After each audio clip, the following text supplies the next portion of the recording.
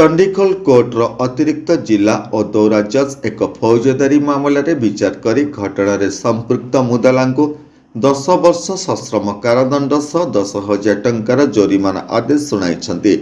सूचना मुताबक 2024 मसीहा मई मासरे जाजपुर जिला जेनापुर थाना पीड़िता अभियोग करते से ग्रामर लोकनाथ मल्लिक पुओ अमूल्य मल्लिक भल पाई आसुले बहर प्रलोभन देखाई गत 15/5/2024 राति 11टा समय घर नहीं जाइतिले। से सहित कथार विश्वास कर घर चली जाइतिले, किंतु से घर को नेबा परिवर्ते पाख नईबद्ध कलमबुदा निकटरे शारीरिक संपर्क सारी बाहाना कर सेठारु एउठु आसुची कही चली जाइतिले।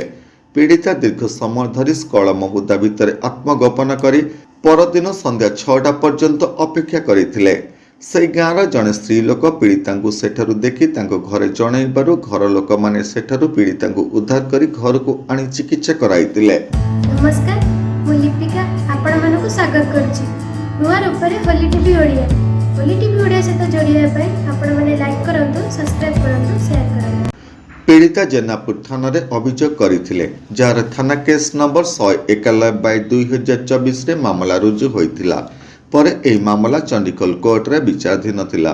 14 जन साक्षी बयान आधार चंडीगढ़ कोर्टर मान्यवर अतिरिक्त जिला और दौरा जज गोपबंधु गड़नायक मुदाला अमूल्य मल्लिक को भारतीय न्याय संहिता कोर्ट दफा 376(1)/417 दोषी सब्यस्त कर 10 वर्षर सश्रम कारादंड सह 10,000 टंकार जोरिमाना एवं जोरिमाना अनादाय हेले आउ 1 वर्षर सश्रम कारादंडादेश शुणाई। आदाय जोरिमाना अर्थ 10,000 टंका पीड़िता प्रदान करने सह पीड़िता 4 लाख टंका क्षतिपूरण देवाई जिला आईन सेवा प्राधिकरण सचिव को निर्देश देते। यह मामला को सरकार पक्षर एडिशनल पीपी देवराज बेहरा परिचालना करते। Devraj Behera additional public prosecutor Chandigarh court शुणा मिले 2024 मसीहा मे मास 15 तारिख दिन घटना। से दिन राति 11टा समय मुदाला जी अमूल्य मल्लिक से पीड़िता को बाहागर प्रलोभन देखाई नईबंध कमल कलम बुदामल को नहीं जाइला। सेठार दुष्कर्म करथिला। एवं केउ अंचल सेटा होची हमर जेनापुर थाना अंतर्गत घासीबर अंचल घासीबर गाँव गला छाड़ी केते वर्ष महिला थिले? से महिला पाखापाखि 20 वर्ष बोधे हम। अभियुक्त तो 25-27 वर्ष हम। तेणु से छाड़ी पलैला पड़े ता परदिन संध्या बेले गाँवर जड़े महिला से देखिले। देखी घर लोक खबर देले। घर लोक से उद्धार कले। उद्धार कर डाक्टरी चिकित्सा कले।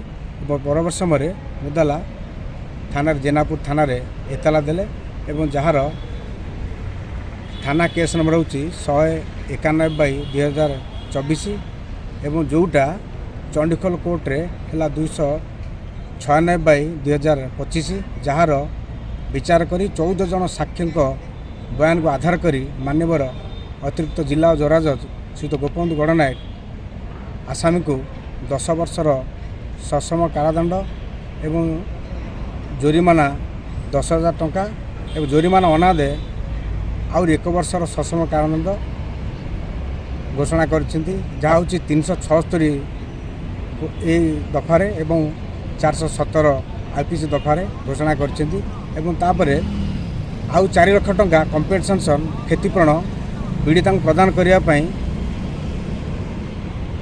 मध्य घोषणा करछिंती जिला आईन सेवा प्राधिकरण सचिव नहीं। आम जो केस लड़ू से कर्म को बड़ भावु और दायित्व कर्तव्य संपादन करें तिड़ेल अवहेला करूना। आम देखुचे आम केसटा जेहेतु जड़े पीड़िता ता प्रति न्याय मिल से न्याय पाइबार सक्षम हम न्याय कि वंचित न हो से लक्ष्य दृष्टि दे आम केस लड़ू। नहीं तो न्याय पाई किंतु जेहेतु तार फ्यूचर अच्छी तेणु जेहेतु गोटे संघर्षमय जीवन भितर से घटना घटीगला तेणु आम ये न्याय प्रदान कलु मुझे भावुँ। जाजपुर दिगंबर महापात्र रिपोर्ट, होली टीवी ओडिया।